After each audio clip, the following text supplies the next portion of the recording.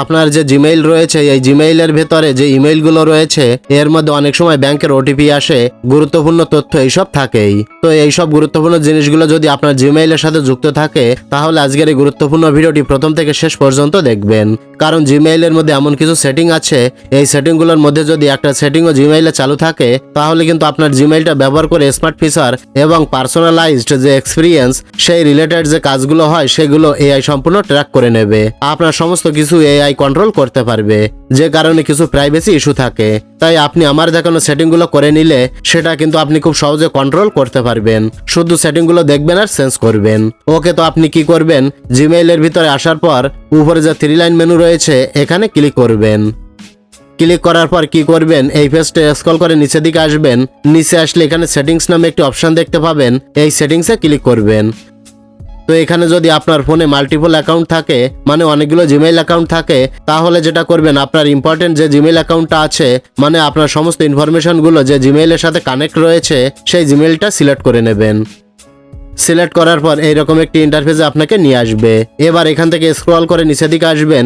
নিচের দিকে আসলে খুব ইম্পর্টেন্ট একটা ফিচার রয়েছে, এই দেখুন স্মার্ট ফিচার। তো এটা কি আগে আপনাকে বুঝে নেওয়া দরকার। তো স্মার্ট ফিচারের এখানে কি লেখা আছে, সেকেন্ড লাইনটা দেখুন, Gmail, chat, meet, email, chat, video, personalised experience, এগুলোর বিষয়ে এবার আমি গুছিয়ে বলছি। দেখুন, যদি আপনি এটাকে অন রাখেন তাহলে আপনি কিন্তু পারমিশন দিচ্ছে এআই কে ডেভেলপ করার জন্য। তো ডেভেলপাররা এখানে যে বিষয়গুলো লেখা রয়েছে এগুলো কিন্তু তারা ইউজ করবে। তো এটা যদি আপনি না চান, অর্থাৎ আপনি চান না যে আপনার কোনো জিনিস এআই তাদের ডেভেলপের জন্য ইউজ করুক, সেক্ষেত্রে এটা আপনি অফ করে দেবেন। তাহলে আপনার সমস্যার সমাধান হয়ে যাবে। তো এই স্মার্ট ফিচার যদি অন থাকে তাহলে সাথে সাথে আরো যে বিষয়গুলো ঘটে সেটা একটু দেখে নিন। তো এখানে দেখুন প্যাকেজ ট্র্যাকিং।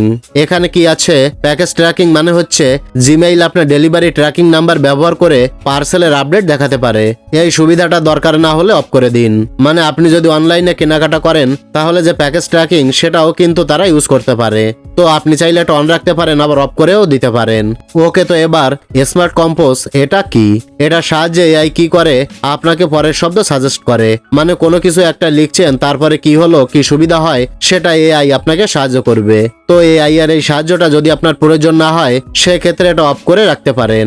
এরপর স্মার্ট রিপ্লাই। স্মার্ট রিপ্লাই কি, আপনি কোনো একটা প্রশ্ন দিলে তার উত্তরটা সাজেস্ট করে দেবে। তো আপনি যদি এই পুরো ব্যাপারটা না চান তাহলে এটা আপনি অফ করে রাখতে পারেন। তো আরেকটা জিনিস দেখুন, এখানে নিচেই যে সেন্ড মোর ডায়াগনস্টিক ইনফো, এটা কিন্তু অফ রাখাই ভালো, কারণ এতে অতিরিক্ত ডায়াগনস্টিক তথ্যগুলো পাঠানো কম হবে। তো একটা ভুল ধারণা আপনাকে ক্লিয়ার করা ভালো।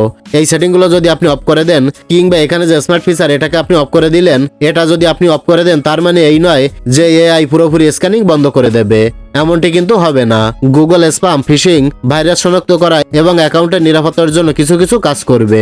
স্মার্ট ফিচার এবং পার্সোনালাইজেশন যে বিষয়গুলো আছে সেগুলো নিয়ন্ত্রণ করবে। তো আপনার প্রাইভেসি যদি খুব বেশি ইম্পর্টেন্ট হয় তাহলে এগুলো আপনি অফ করে রাখতে পারেন। আর যদি অন করে রাখেন তাহলে কি হবে, অনেক কাজ আপনার কিন্তু সুবিধা হবে। সুবিধা মানে আপনি সহজেই সাহায্য নিয়ে কোনো কিছু করতে পারবেন। তবে অনেকের ক্ষেত্রে কি হয়, বর্তমান এআই একটা বড় কারণ, অনেকে নিজের মতো করে ইউজ করে নিচ্ছে এআই কে।